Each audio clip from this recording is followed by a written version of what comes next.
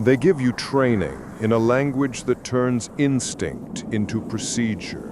You learn to shave seconds off reaction times, the same way a musician trims beats from a metronome.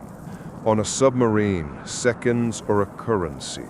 They buy you options. I earned my first handful of seconds in Norfolk, packing a duffel and trying to not look like a kid.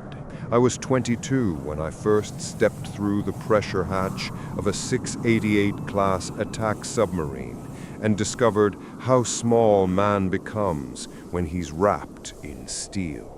We called her by her hull number and sometimes by nicknames that never survived the wardroom. She was cramped and precise, long corridors like intestines, bulkheads that smelled faintly of grease and ozone, racks so tight you had to angle your feet like a puzzle piece to get under the blanket. The boat had a heartbeat, the reactor hum, pumps, the clockwork of valves. You learned to count your breaths to it. On the first morning, the chief gave us the list of rules like a midwife handing out warnings. Some were mundane. Don't block the sea chests. Don't stick your head into the engine room when the manifold's hot. Check the seals on the hatch before surfacing. Others seemed ritual at first, oddities passed down until they felt like law. Then someone mentioned Section D, not as a lecture topic, not in the safety pamphlet. It came up like a cough in the mess, a thing people tried not to hear, but once the sound's there, you realize it's everywhere. There's no crew in Section D. Don't ask why. Don't go down there alone. The first time I heard those words, they were a joke, a half laugh and a slap on the shoulder, but there was a cut to it. The skipper's laugh never reached his eyes. The XO said it like an admonition. The petty officers said it like something that keeps you alive. The rule didn't have an origin. It was simply there, a short sentence like a keel. Obeying it became a way of surviving the boat's small terrors. If you're not used to submarines, the layout matters. Section D sat aft after the galley, a low compartment that on paper looked like spare berthing and storage, extra racks, a locker bank, the maintenance hatch for a bulkhead pump. It was the sort of place you pass a dozen times and never notice until someone tells you there's nothing to notice. We learned to treat rules like scaffolding. They held up the boat's sanity. But some rules are teeth, not scaffolding. They bite. Section D was a bite. Microhook. The first time you feel the bite, you notice it in a small, stupid way. A pair of boots sitting at the threshold, polished and empty, laces tied neat as if someone had stepped out and never returned. I saw those boots on a maintenance run at 0200, lugging a replacement pump past the compartment. Two black sea boots set like sentries on the threshold of Section D. No trousers tucked into them, no echoes of footsteps, just boots facing outward, as if the owner had stepped over the lip and evaporated. I stopped. My flashlight beam trembled over the leather. The shoes were in perfect order. The boots were shined. I left them where they were and walked on, because that is what you do when a rule feels sticky. You do the simplest obedience. When I returned for the watch change, they were gone. No prints, no scuff, like someone folded a page out of a book and reinserted it. The memory of the laces folded like loops stayed in me like a needle. We started laughing about it later in the mess, because laughter is an antidote. Section D is practice for the afterlife, someone said. He had a throat the color of cigarettes and the kind of laugh you imagine was reserved for canned tuna. The laughter didn't settle the room. It just showed where the anxiety lived. You begin to note the small things, the way the ventilation at Section D smells slightly sweeter than the rest of the hull, The way the bulkhead here seems to absorb light rather than reflect it. Days on the boat slide like cards in a deck. We ran the watch bill with maniacal exactness. 6 hours on, 12 off at engineering stations. The sonar teams ran their 3-hour swapping rotations. The bridge kept a 2-man helm schedule for 24-hour ops. You learned to be awake for analysis. A microsecond of sonar signature, a flicker of panel light, a tone that should not exist in the middle of EMCON. EMCON, emissions control, is a religion aboard a hunter-killer. You live in silence by default. When the world outside wants to shout, you have to hope it shouts in a way you can't hear. That silence is part of what made Section D strange. We lived in carefully monitored hush. The radio man, Corby, kept a log that looked like a watchman's ledger. Times, frequencies, CRC codes. He could tell you when a carrier shifted by a point, what the ambient HF noise was doing off the shelf. He could hear a signal's shadow, like someone identifying a bird by the brush of its wing. One night, Corby sat in the wardroom late, finger-tapping the log, eyes ringed with light, and said, "Ever hear something through the vents? It sounds like a man talking, but not on any of your nets?" He didn't say it as a joke. He said it like a man who had found an extra tooth in his coffee. We all shrugged. "Number stations," he said. "Old clandestine rigs reading digits on medium wave. Nothing for us. Folklore, the sort of thing sailors trade to get through bad watches." But later that week, the new sonar tech swore he heard his name called through the ventilation, and not his ship name, not petty officer, his full name, the way only his mother called him. He went white and started sleeping with his boots on. The boat is small, and a sound like a name traveling through ducts carries like a splinter. It lodges under the skin. We grew new habits. Don't answer your name on the internal patch system until it follows the exact cadence. Don't take a voice at face value. If the PA calls your full rank and surname, stand and wait for confirmation via the watch bill. The rule infected our responses. It made us doubt the wiring that had kept us alive. There are cameras on the boat, but in the 1980s they were few and mostly for hull safety. One camera faced the Section D hatch. The feed was grainy, low light, a strip of pixels that told you whether something big passed the threshold. We rewound that frame until the whine of the motor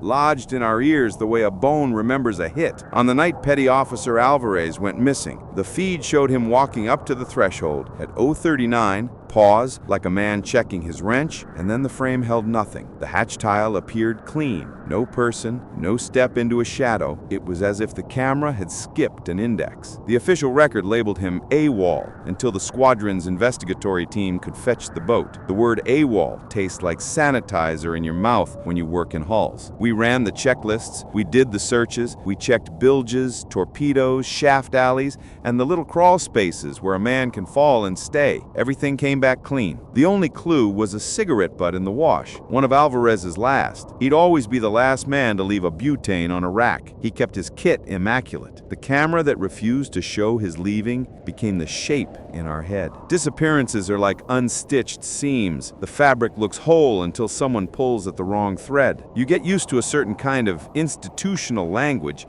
that erases human texture. Temporary misplacement pending investigation, says a paper that never mentions names. No foreign involvement indicated, says lab results that never mention tones and names. The bureaucracy has a way of taking a story and polishing it into a comfortable lie. Part of living on the boat is learning to read the things the paper doesn't say. After Alvarez vanished, men changed in small and telling ways. Patrols gathered in pairs when before they'd been solo. The cook left a nightlight on in the galley for a week. The dogs from the base, we'd occasionally host kennel visits at port, refused to sit near the boat when we were tied to pier, their hackles up like they'd smelled ozone. The captain ordered extra watches and specified, report anything anomalous, but do not log anything that cannot be confirmed by 2 sensors. It was a sentence that put the onus on machine verification rather than human testimony. In other words, if the machines don't say it happened, the human story goes on a shelf. Rules mutate into rituals. We started a small habit, like a superstition.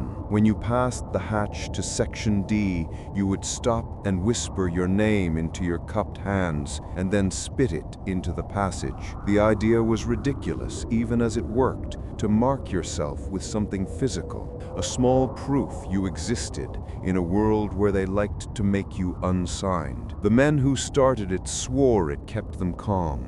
The rest of us pretended to ignore it. A ritual born of fear is a signal dressed in compliance. A week later, the internal speaker, that tiny chime used for mundane announcements, clicked, and a voice came across that made the pressure in our chests change. It said, "Clean and delivery perfect. Lieutenant Matthews, report to Section D." It used his full title. It sounded like an order. Matthews, who had a mustache and the calm of someone who had grown a worry into muscle, stood up out of his chair like a man stepping onto a plank. The XO put his hand on Matthews' shoulder and hissed the rule. Matthews' jaw worked. He swallowed and said, "Almost to us. I'll go after lunch." He walked toward Section D like a man walking into a thunderclap, and I watched him stow himself into the hatch, where we were told no one is supposed to be. He paused at the threshold, as if remembering he had forgotten something. The internal speaker clicked with nothing. No confirmation, no ordering voice telling him to come back. The panel showed no incoming signal. The CIC logged no command. He didn't go down. The voice calls, the man breathes, the rule holds. For a moment, that moment defines the edges of our courage. The political officer, the man whose job is to make sure the story serves the state, told us in a manner so even it felt like a seal. We don't speculate. We hold to procedure. His eyes betrayed him. That's how bureaucracy betrays people. The words sound clean, while the gaze is full of the tremor of things that must not be voiced. We tightened, we observed, we listened for odd harmonics on the VLF receiver. The physics of that band is forgiving. VLF crawls into seawater. It is not quick, but it talks when the world above wants to be heard. On patrol, those channels become the expansive needle of possibility. If a voice wanted to call a man behind a bulkhead, VLF would not be an impossible route, but you expect to see a carrier. You expect to see a trace. In Alvarez's disappearance, the receiver was mute. We did small experiments at night, the clandestine kind that men do when they are trying to find what the paper hides. We ran a portable tape recorder near the Section D vent and left it for 3 watches. When we later played the tape, there was nothing but the low waver of pumps and a faint frequency that might have been the compressor. The machines are noisy. The ocean is noisy. But when Corby slowed the playback to half speed and removed the DC noise with his fingers like a doctor removing lint, the tape revealed a pattern, the length of an inhale, the cadence of syllables. He rewound, and we all leaned in. It took the tape 3 passes to yield a syllable, a rib of sound that sounded very much like someone calling a name. No wonder men tightened their shoulders. Sound is the thing that betrays what sight has denied. The thing about the sea and small closed places is this. Your mind begins to behave like the hull.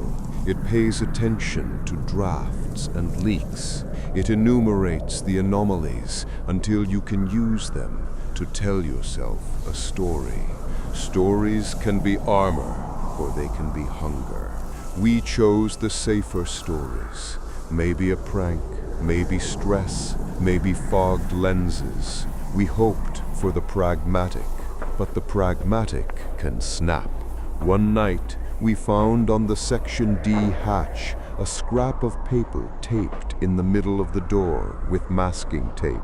Someone had taken a thick, black marker and written in block letters somebody's hands shook while making, "Do not answer when called."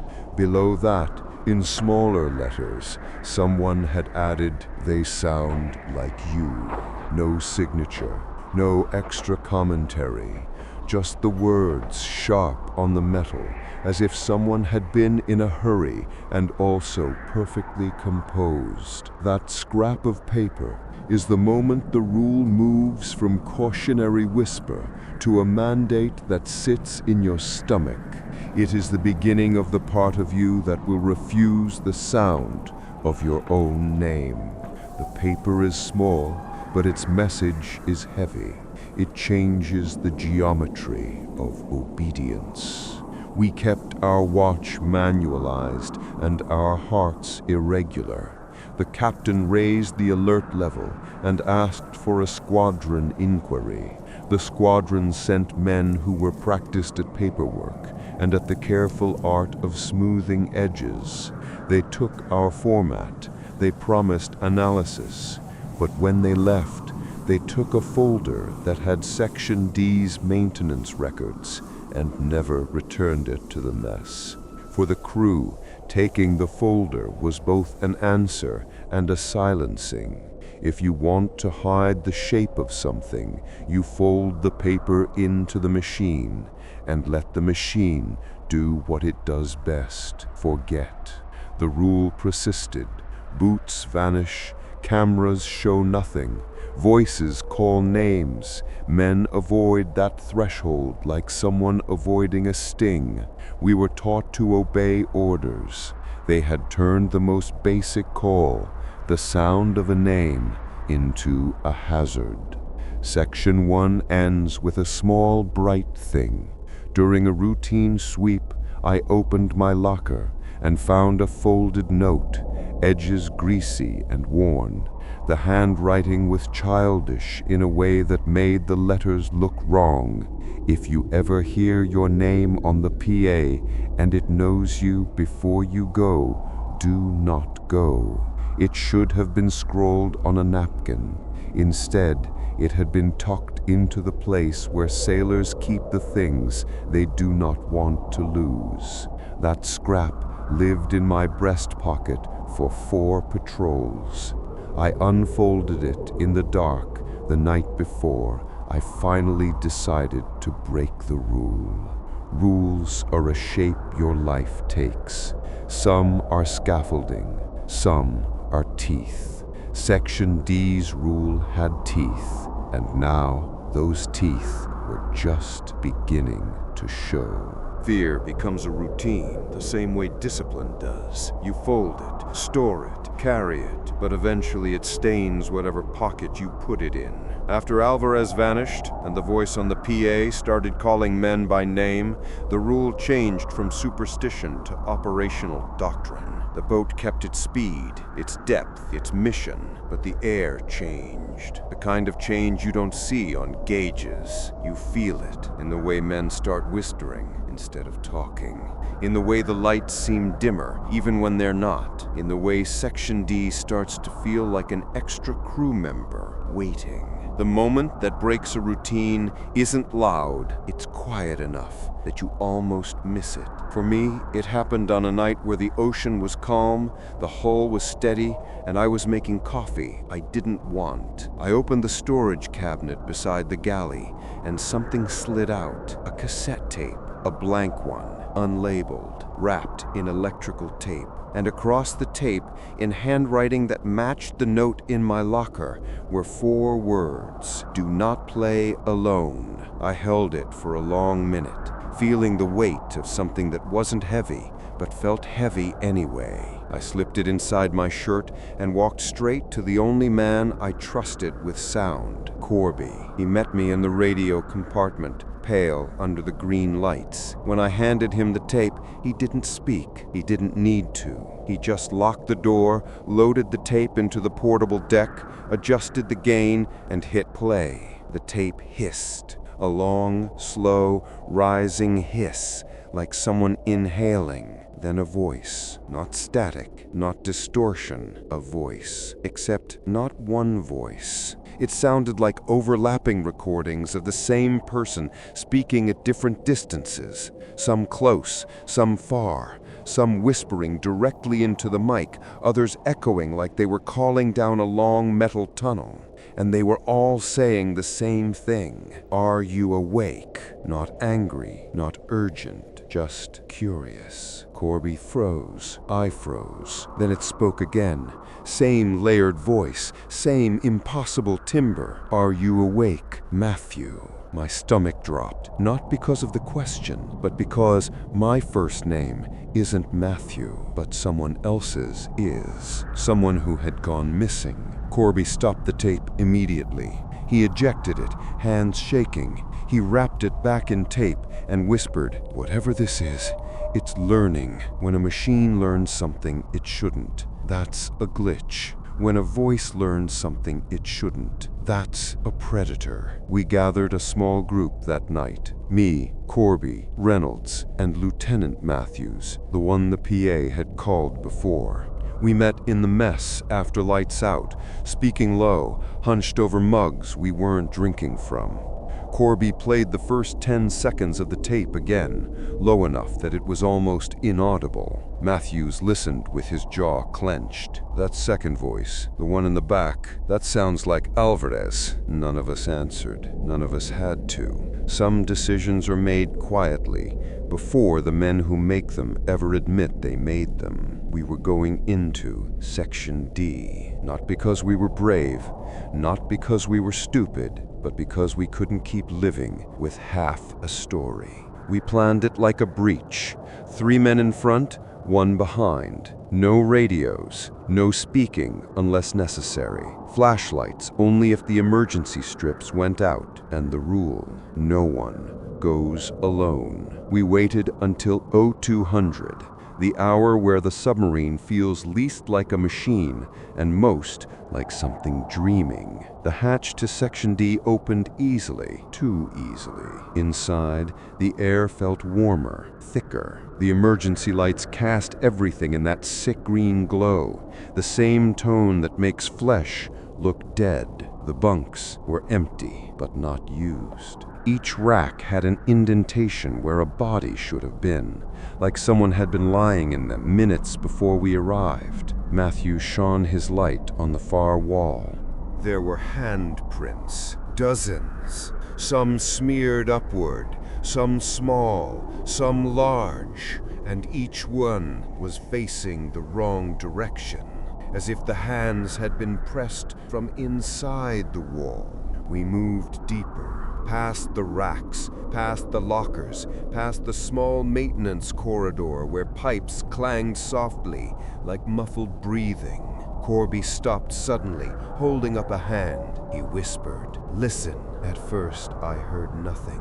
Then, faint but clear, I heard a voice through the ventilation.